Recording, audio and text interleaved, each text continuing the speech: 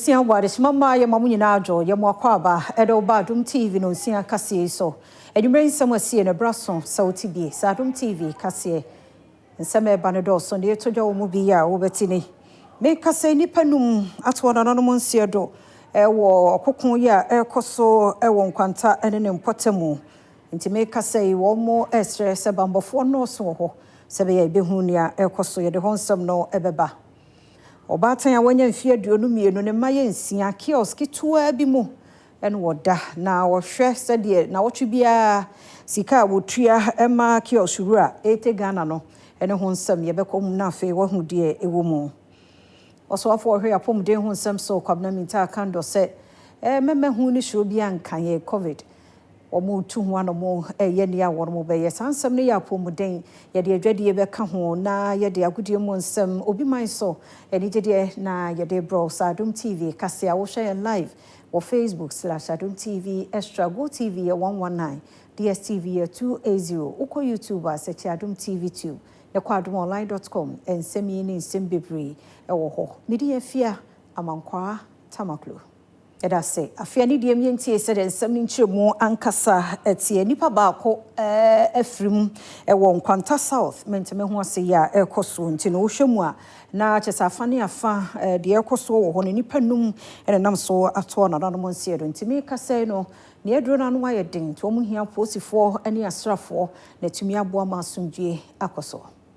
Yahuma Bosomeda neto so aduasa anopa no so abapa ho sima aduanan numbre mu honom no etututo ekoso ewo emia hoduo mienu a eben enkwanta bonache akura ye brono a ewo keri na bonache honom no enipa mienu ya wondin ene yawo abudu ya wanya mfie aduonum ene sechi abudu no so enya mfie aduonum num ena wokuhunu se wahwere wonom nkwa ewo saa mmea ahoduo mienu enye tututo nkwa ene wototo ye wosan ehye efie mienu eka ho empanyinfo a wonom ewo keri ekohunu se enipa afoforo miensa ena etu aka wonom a wanya prekuru ahoduo ebeto dase wondin ene owusu kwasi boache ya wanya mfie aduasa ene bepanie Adams ya ono so enya mfie aduonum nkono na nia otoso miensa ne de anya de se wonim ne dini anase ni mfie na wonom a won ho kan ye ewo kari no wakiremu se wonom eye achiode ekuro no emma police ene asradom a wokan won ho bo mu a chief superintendent Michael Asiedu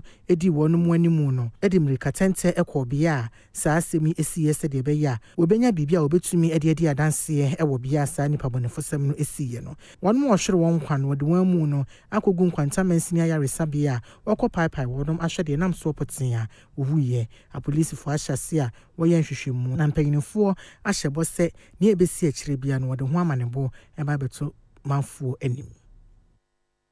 Obatan ya wanya mfie aduonu emienu ani suade hunu ne botaye pa sanko obenya fie papa bim na wada nanso ene ya meka sai de kiosk tuwa bi ene ono ene ne mofra ensia no wono mo egumu yamane boni prince wo sasi edu ko de ne di nkomo owani suade hunu pa nanso ahu kirenti ene amu akoda sa kiosk fia ni mu a oni Adom kase edi nkomo yi ana statistical service e de abetu dwa se Ghana ha enuanom a womo edida kiosk mu no womo 4 million ene wo oman Ghana nina ana Adom news nsentwofo afatu ye ho so ya bepie mu ewo old fadama na bra ye bepie ha no ye ne omanfo a womo dida kiosk yi mu bi atwetwe nkomo maame baako a ono woye kaya yi wodi 22 ye friend Sudri Imoro wochira ono wodi kaya yi saa ewo nkran for 12 good years eno na ode ahwe awo ne ma ede ahwe ne manina wochira de enti a obeda kiosk mu no eya ho kire ene ma ne ba ne sa woni Adom news edi nkomo no momientie bi me frunof me frunaler go na eba ha se me ba ha ntira me wo ambasos ene eye kakra na mba na omukọ school be matre mba 2 na omunyina akọ school ana me be ye kaya adwuma na kakra na fi omo na omukọ sante na ewo ha na enya bibia nti na ewo ha no pacho ankran no ebi bebia na sika no dosu na sika no ntra na ebe wo source ntra sante na ewo ha no aha de no bo enya din sa no me ji say one week bet ma je 40 cedi ana 50 cedi Oh, manya sika me koso aka en benya sika atua. Kiosk mo aya moda no mo hotom. Ento akura ye pe ye be ye den ye be wo saa.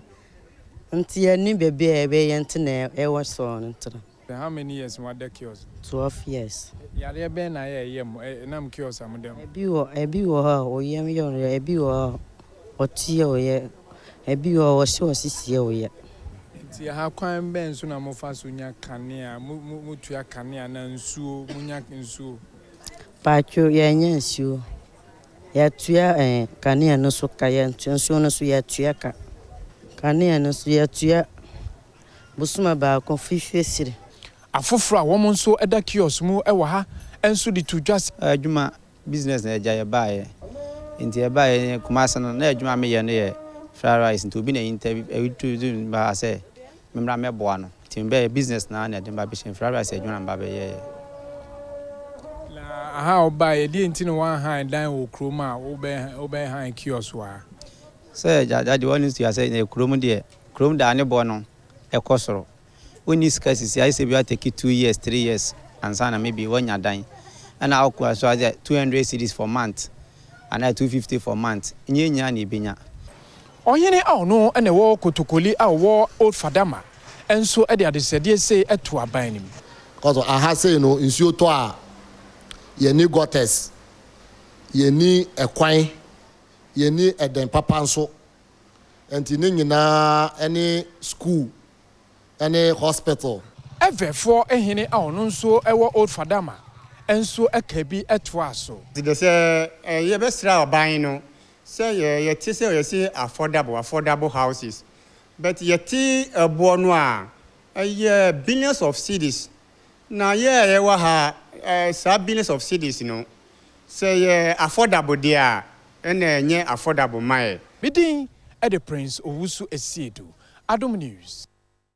Adom TV kase na obi social nti yenko de Ghana Statistical Service mpenifo edi tu dwano na yenhu sede enipa no otikuru kase mu de nanso ba bia wote se yekuru kase mu no esewani ense o kachre enti sede report no esie enie no enipa be 4.8 million a wo mo eye Ghana for de ba bia wo mo tie no te se stores no mu ni ade obehwe ne nsuo ni ho enkanea na efi enso edi ho no akotene pa na wohwemu a saa womo a etebea bi etesa no ekrom kasefo ene dɔɔso a no wode to nsani ani a 30.8% ena saafo no wono ewo kromo na afin so wohwɛ sɛ de etie na sɛ de na meka no emiamia no etesa no ahonidie papa bi anhyɛ ni ho ena kiosk so a enhyɛda enye papa niema ahodoɔ bi a wotie community a wo nsa bɛka sɛ nsuo baby asabi eje ya nine market ana bibisa no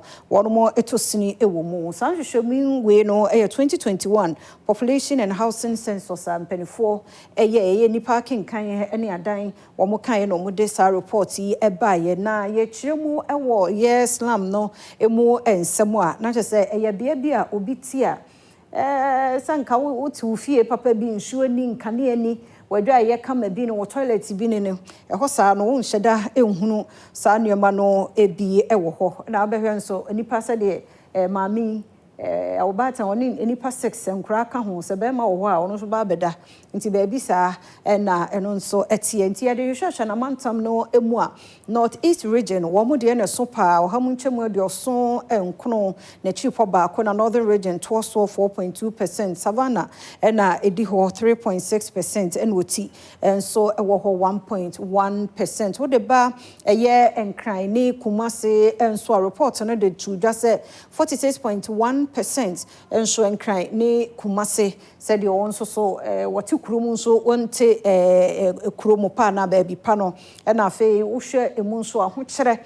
na ede wono mo aba bedu ehono mo na afei wo hwe mu nso so a wonya nsu papa ennom na edan no nso kura nya dan e wo se nipa etimi etenemu ekwan edan no mu swa ti heat nom ni ade efin so ade a edimu akotene ne sede maka no edwa bia ni ho baby asabi obi beja na nan sokrampo ebi ni ho nti wo behu no saa community ana bibia etesa no ebi ana womo etwitwa womo tugu baabi basabasa ye nneema bi a ense emfata ntia no nso eho asem no na Adom TV enwumere kase na uguso ehwene ye ntoso na yemomra ye nsam foforo emu na me kase ekokuma womra hwebedwafie mu guso a pe enchiremu de afa ye yoko kane Buffer Stock Company CEO Wahab Abdul Hana ya na ya chire no bail condition na de ama no minority fund to won ho asese sika no sododo eno so munsam enie Dom ketwa na wo mrahwebedwem de abetudwa se wo mo ehwe nim se yoko ebeye insachemu de afa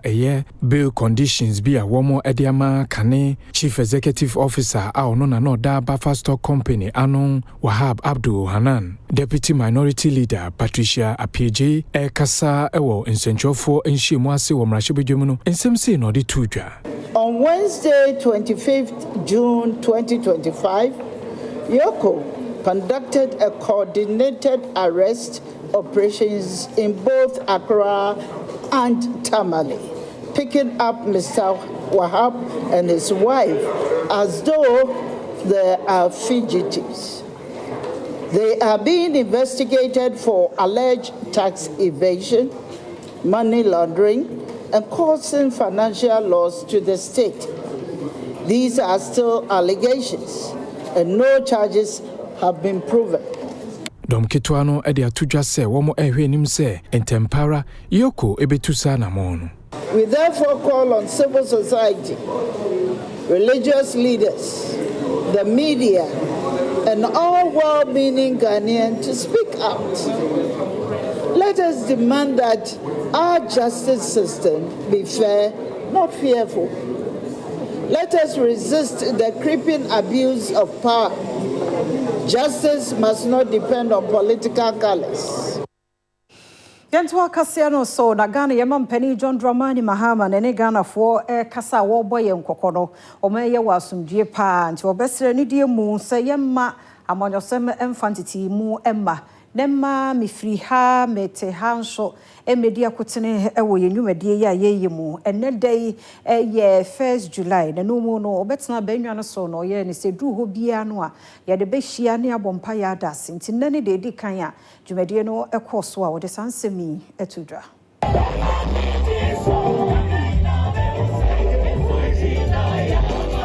National Day for Prayer and Thanksgiving our campaign joined the man mama yeah there obaba do no na Yankopa na Adom was in Jumedi na shado e State House painful bebre na oba na man ba ha no bi be say for we yin ba hwe za okodo wo ha asa na aza ozi ehim wo ha amanfo ozi da Yankopa na ase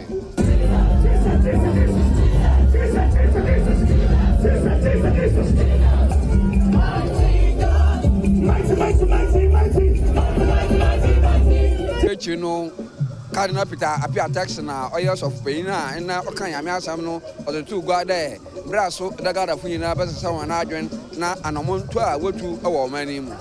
We need a real awakening sense of solidarity, fraternal solidarity, each one caring and each one feeling for the other. And in this sense of fraternity, we can face all situations. Facing all situations, then, we replan our journey. Ghana campaign joined the money mama and listen to Gano or the two Ghana for in there say and I'm one Ghana Urutu now or say no fata Ghana or the Yankupanasi, no new nature no Obia when ya debut there or Basuma Ghana Biano or Doma prayer and no quality or daisy. I'm a Ghana a tomb of an efra. We must hold those in authority, including myself, accountable to the highest standards of integrity and humility. Public office is not a privilege for personal gain. It is a sacred trust bestowed by the people and a responsibility to serve all, especially the most vulnerable of us. Kojo Mensa Abrampa, Ramazabo. Adom TV kase ni de mien komrade wo hodoso ye ba ye betwoso. Pa ba bia mi da se ogu social Adom TV anwumre no nsia kase midi de afia amankwa tamaklo yento aso eguswa ya wonne 1 July mampani ene mpanifo ahodo na se som ne mpaya ye de hihye so no ye wie Christopher de no na wode wani ekire eye National Mosque I know ewo kanda ehonso mampani de nsema ahodo to dwa wuhia pa ye Kenya ye nsunsum ene ye honhom ne nyina yaka ye ho abom se nipa ba ko aboa akyekyere oman no. National Day of Prayer and Thanksgiving. A course so a one crano, a fepa, or Jumedino Aseno, or Mampenin John Dramani Mahama, added to Ghana for him say. My brothers and sisters, for over 3 decades, Ghana has maintained a democratic path marked by peaceful transitions and robust civic participation. But democracy must be nourished not only by elections, but by ethical governance, respect for human dignity, and service to the common good. Therefore, this National Day of Prayer and Thanksgiving must be more than just a ceremonial observance. It must become a cornerstone of our national conscience, a reminder that all our labors are in vain without Allah. So let us ask each other and ask ourselves, are we building or destroying? The Holy Quran reminds us, and I quote, "We created you into nations and tribes so that you may know one another." Allah says why He created us in different tribes and in different nations. He says so that we may know one another. The diversity of ethnicity, language, and faith is not a weakness. It is a blessing from Allah. Our strength as a nation lies in our ability to embrace our differences and transform them into a collective purpose for national prosperity. Any addition ye dwumadi wo munya ase ko ye enso akere won mu adwene je se efe na anika won akasa de afa ho Adom TV ne won edi nkomo yi. Ghana nyina de yakoma ne adwua bom amepaja yensa e de aseda e manyame na ebebo omampani John Dramani Mahama abaso se odisa ni so ade hu ya ba se eneda eya fofie da kase ankaye Republic Day no we declare ne se ebe National Thanksgiving Day ya ye de aseda kase e ma awurade ye wonyina Ghana ye friend a chese a friend say tribes ahodo bebre no ye nyina ye nim se ye wonyame baako na wo se ye nyina ye yadwen baako ne ye nkasa baako na ye mfa sa aseda nyina ema nyame enne ya yes ade minim se ebe bie kwan kese bi amaye mai bebre wa Africa ha South Ghana ha wadwen be yo se ene ma nkoso ba ko other counties anabo se nyame ahira ye pa anya hwe ye ntokwan si Ghana hada nyam eyesi eyi na eyi na se na prayer day ya be shirade ya be derade ase eno nyam ka ne din da ba ya subi ebe ye de ema ye mba ene ye nana mo a ebe ba ye de ebe ko sesi a me asoso minim se de we si assist Ghana afa Ghana be ko wi Ghana yemu free ho na yemu ngra yensem foforo mu na omanhene owogomu asen traditional council obrefo ahunako aho ankobi otosumienu enanane kasaifa sede yebobo bosia wo amansan adwa so no ha dwen nanso hwemu aye wo bibia bia yemyani kohunum se oman a ye benya mfaso afriso Obrefo ehunako aho ankobia eye omanhene owogomu asen traditional council wo kasa obra wonom eye National Thanksgiving Service ewogomu apoten ena wode atudwa se nanya de ye wo bibia so ya bobo sama de mo hino nyi bank na lembo ya atu bia ya ka jibo se na wo fanfa mi anti we percentage ansana Ghana for Osaka no wo de busi ya atu ye bubro dole ya oyo obosumi o chase ya me ye hwo yi se do bi su chase no yi what's the yeah to one year ebe uja wo tori u baba ko in say no be catch your model mu ye Christopher a wo ye Christopher research na wo kan ye de born again nku Margaret na akom eye gomwa East Mensini Krachi wode ato na nanom ene manfo wonom ogomwa East nyina enim se wonka wo humum se de be ya obetumi aboa ma gomwa East Mensini no etumpon school. Unity is not just a nice idea, it is the foundation of development. Let us use this occasion to put aside petty divisions and come together for progress of Gumwa East. Let's support our schools, respect our chiefs and elders, empower our youth, and protect our environment. Development is not just the work of government alone. It is the collective effort of all of us here. Adom TV kase na yakwa mensi krachi ono wo bekwa ye salifu isaka salia ode tonkremufo ne Christopher nyina nim se enya bako na yemwa emomman no enkwani mu chichemu bemu a yentime mu ayeme wonso dia wonde esi share so bekwa ye ne mpotemu ye prayer and thanksgiving no eno den semi etudwa Salifu Isaka Salia eye bekwa imensini krachi National Prayer and Thanksgiving Jumedia wonum eye wo bekwa imensini ni mu no eno wodi tu dwa se Ghana man no entumi entumpon amamanfo atimu eni yi a yentumi mfa ho so bo no enkobo man fufuro bia e kamanfo a yeti o man mu eho ne senti ene ho hia se esesemanfo nyina e ka won ho bomu. And there are key people, key pins what that galam sending niam echi yentumi expose won obi they are not yet with that boldness. Asimesi can asimesi, but the stakeholders are also involved. But obi to me person be that is what is worrying us for now. And how can see, but when we are bold to expose people about those niama moya and yana, about kebabua amobia city up, aye niama sefata. Reverend Philippinto eye bekwa imensini no sofo with that Presbyterian Church of Ghana ano akire mu se nti se akwanya ba se ye beka ye ho abom na ye bom paye edi nkan ye da nyame ase na ye sere nyame se onsi mehwe oman yi a na nkramofo ne Kristofo ntumi nkan momu dia ene na minim nyame kora yesom bekwa mansi yi mu ye nkramofo ne Kristofo ye tiniye migidi ye se Ghana yanti o haubia won kremofo ne Kristofo ntem empanimfo a won mo so hia mu wo Bono Regional Thanksgiving and Prayer Service na se no onso de to Ghana fo nyina nim se ebre no aso se yeyi watimi ene waka me free mu na mom yenta ban no achi se wo he yenka mom ne mu a o man chichire Jemtinani Awadapuno Mantamu Thanksgiving and Prayer Service Planning Committee no Reverend Dr. Edu Chireme Esisudia se ehu hia pa se Ghana fo esesa wo no musuban wo kasa wo empaibo dwumadi edi wo man afa na nyina ase ya ebi koso ewo ekrom hodom ene wadi tudwa se oman empumtuo ejina manfo no yoyi ene akwan a obetumi afa so aboa oman no enkan kro na ewo nsem fufuro mu no Bono Mantamu so afo Joseph Adaya Kwaboa to Ghana fo nyina animu se aban resetting agenda wode abano wonum nyina enyintu mu se de beya ebetumi aboa maimu ni nyina Thanksgiving and Prayer Service wonum eyeye ewo Bono Mantamu honomo no esoma hodo empanyinfo aban empanyinfo timamufo ene manfo nyina ene kwa ase bia wode won ho ekohye mu ane bota nyina ne se ede nkabo mu ene mpumtuo ebeba wo maimu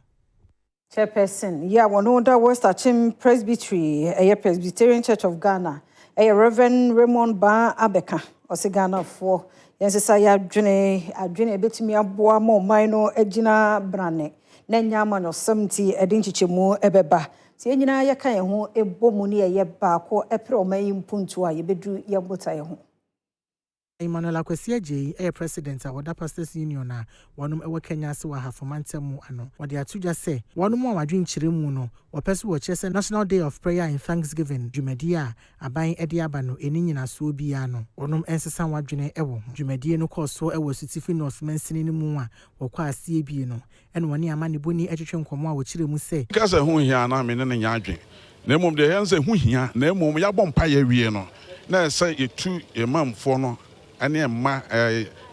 titiru ye jufu no ma fe na omo generation omo ba no e fo se omo so ebetimi do omo ama nyamsompa na fe omo suba no so adadie e wo mo nyamsomo na ma omo na tima ye de afantuma pefra. Reverend Raymond Ba Abeka Jemtinani Awoda West Achim Presbytery no Achire mu se sa adwumadi ehu behia samanfo nyina de won hu bagimu se de beya impumtuo ene nkabo mu ebeba wo man. Paul say, I yearn to do what is right. I take pains to do what is right. Ochini mwa yire no ho so be ye de ye. Say if I have any message for this country, if I have a message for this municipality, and say you na moya jimu po, say ye be ye so be hwe yo, so be hwe yo, and no, and I see it me na ya. Ebetimi aka bomu na ya hyekyere oman no na ya ma oman no ne kroni na akonanim. Superintendent Minister, Very Reverend Samuel Kwaku Opoku, ono na Konongo Wesley Methodist Society odano. Odi adesre na ma nananum atra nkonya obese wani die mu memma nananum mfa won sase ma kwabrani bi nkotu galamse nsensa ase no emunsam enie. Superintendent Minister Wesley Methodist Society wo Konongo, Very Reverend Samuel Kwaku Opoku ene dia desre eto nananum himfo nyina enemu se adaworoma wontwe wo humfiri se wode won nsase ema omanfa otu ofumagudi enfa kwampaso a wonam so ede se yenkwa ebretu ena fe yensuo. Omanu nso ebetumi atumpo a nefa ba ko edi yenya eye galamse. Ese se wonam na wo hwe yensuo hodo a eba na bisa se enti ensuo ye a yenye nkasa ye se ne nsi yenye nkasa ye nipa ne twam ne hu se na tia ebia na ebi how do we feel ahemfo no because I want sase eso ne yedi se de metise yi ndi se wo ya na se wo to wona se bio se bia wo hwe se enkofo emeye galamse ho ensei won sase ensei nsuo no ewon na wo manfo na wo jonso no o ma that be say be kakra as I said be ye efu kra ma aduane abakra no ye nya bi ni say aduane ho be bi o man Kwa West mensin mokrache ye Tamimu Halidu ne wono so ese empire ne adwumaden ene betimi aboa yen so mai. Abankrachepreneur wo Kwa West Tamimu Halidu ene akire hia hu hia se ye bebo mpaye brano nenso se ye bompaye no ese obia ede adwumaden eka ho se ne be ya ano betimi aboa amano etumpon awa brabo mu ene so aboa mo man so etumpon wode nsemwe etudwa e National Day of Prayer and Thanksgiving Jumedia wono mo hyehyɛ so e wo nkokɔ. Make corruption in high places now. That make even with us. So we be sorry anadu. Now they mura ko gu tem say nsuo nko. A corrupt mind. And a bema why sad because one city now they come here they afa for. And no person onyan free. No ko chuku gotes. Ti say na ye free za corruption tin mu a. Ya man no because we electricity now we here fi amani no they are shaking free. Corruption, I say of mine. Enrichino Methodist Bishop of Wonkoko Diocese, Reverend Atobe Himson, and so actually here say, Ebefa Subampa, Ede Aboyembra. Pai Bonas Danidi, Edinson Saipa, Ebeba, and a sign GDC say, and Pabobia and a Yano, Yenya. Until ye pompa ye near ye Juma, near to your home. Yet the 24-hour economy market, no, and some Bamu, say, Osha. Your common fan or locate BBC and BBC. Tiene, you beg engage stakeholder and cocoyane, and I have by Bipa. How would you say this year? A baboa, call money teacher on cocoa. Adom TV Cassia, young comrade nearby Barber, Apomodin, Dready, and in some Cayenne. Wakwaba, Yada says, so go social Adom TV and Meno Sia Cassia, young her said, Apomodin Monsamno, etie. Also for her pomde hun some so kwabna minta kando segana fon kawa kumanto onye mewomu se covid ya re no ye record DVD and so mehu ni so bia nse obi so ye hian so be ye ho asede unsu samna awde be ho wonsa won so gu so eye ni awon betumi aboye ho ban Adom TV kase etwaso Apomode hu nsem so kwabena minta kando ede ato Ghana for won yem hyehye won se COVID-19 ade asambe pii mo man Ghana mu se bibie nu a esese wono mu esuru wo ho wo kira enipa be sa hasa ena wosusu se ade wono mu enya bi enso abra wono mu kwaye won hwehwe mu wie no won mu oha ene enso ena wohu se wono mu enya bia. I'm proud to inform this house that the cases were detected through Ghana's influenza surveillance system and confirmed by the Noguchi Memorial Institute for Medical Research. This national network of Sentinel sites operates across all 16 regions. While many countries have scaled down or even stopped routine COVID-19 testing, Ghana has continued to integrate COVID-19 monitoring into its broader surveillance of respiratory viruses. Mr. Speaker, so far, the outbreak is limited to the university community. It has not spread widely to other parts of Accra, or the rest of the country. As I mentioned earlier, all confirmed cases are recovering well. Eho ena wodi to just say one more ate specialized dex bi ewo asoye hwe apomode ho nsem so a we no manfo pese wodi enema hodo bi ebedomo ema wotimi boa ede so yade ano no one more ebeje no wada one more ase. The policy direction from today is that we have created a desk at the ministry. So if you have any equipment, any donation whatsoever that you are going to give us free of charge to contribute to the health needs of the country, you come to that desk or you call that desk, we will then take you to the processes. You consign the consignment to the ministry. Yahwe said ye edwade mu nsam no te na ekokuma wo ma hye bedwafie mu so wonte won ho asede ahweye hwe yensi kasam ho nsam so no de tu dwa se ye nyinam ahoden mu nsam yi a ECG fo ne nam disconnect omo ka se edu institutions ana ban numa no a memo on disconnect wo mo ne saade no omo so omo bonyo so wo sansam no a ahweye no kan no so nsam odi tu dwa ene kuma wa mrahye bedwam akiremu se aginaye a ban ati so sese yi asi ya wonom ede ko akwansidie bi a ewo nyinam ahoden eho nsemu no ebetime de ohaw aba abra oda emrahye bedwani Alexander Advocacy akwa ene amane boni atwetwe nkomo no wobo soafo hwe o mansi kasem so bo abra ECG call obi even to the presidency domo ko jisike fi wono sabi sike bi chensike bi o mani sika no a ena ne yedi bo sabra no we had left just $2.5 billion. The net 2.5 billion na mumba betu ye no. Musi kwa e fa so manage ye no. Mumunti be manage bi. Ti mu hia eto ansa. If you are not ready to manage and govern without tax, and the tranchain. Osan ka to aso say agina ya asoye no asie no e de haw ene ba beto Ghana for so esan say ebekwa akoba setimamufuo ena wonom ebetua aman so ye ahodo wonom anyina mahoden ka ama wonom yen ye ba ba mu 2016 ye beto eka legacy debt $2.5 billion. Ye ba ye no World Bank and the government of Ghana a program, and that program no eba apose anye bibi amfa ye energy ho now, you share the Senate here. In 5 years, we will end up with a debt of $12.5 billion. Young Comra, Okumankra, Kobistone, I crowd the Agudi Munsam no etwaso. Absamamena Sisi Oguso, share Adom TV. Emraso Agudi Munsam and Enumrenson, Comaudo Abuabu no. Mamen Fernanso, and Bona Petim,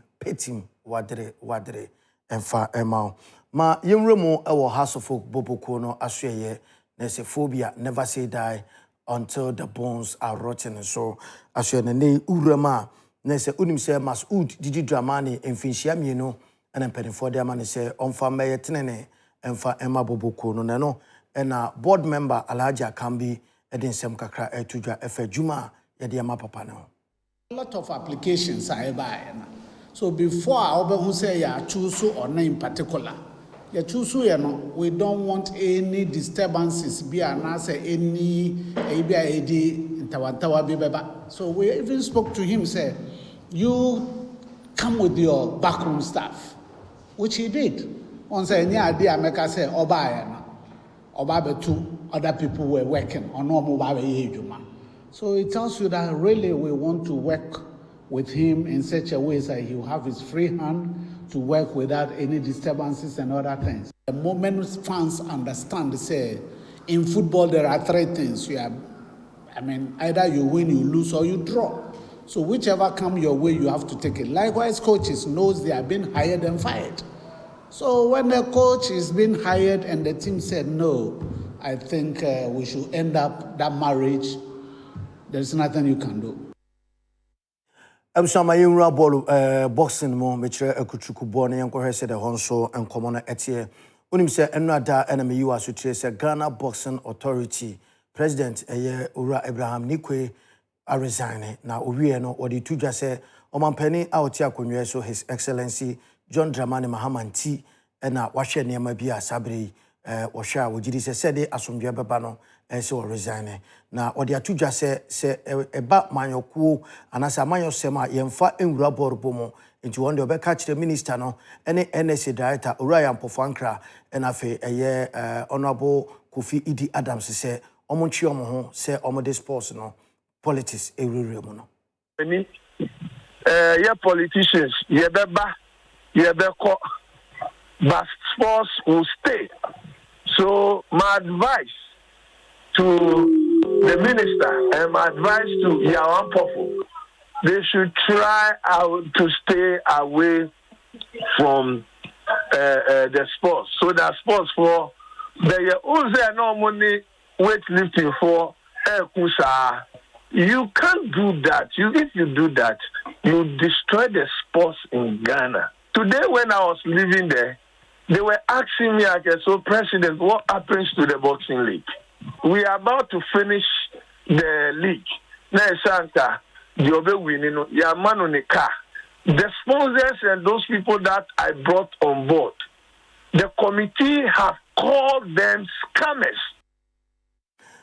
Elsama yenyina sa entokwabana ne ekoso ewo Ghana Boxing Authority yenyina so mfansem no ensina fei Mrs. Tamaklo emfade akanso entoasoma ene ne Cobblestone okumankra bako amaka ensuroja edura enwono nomere 1 sheshe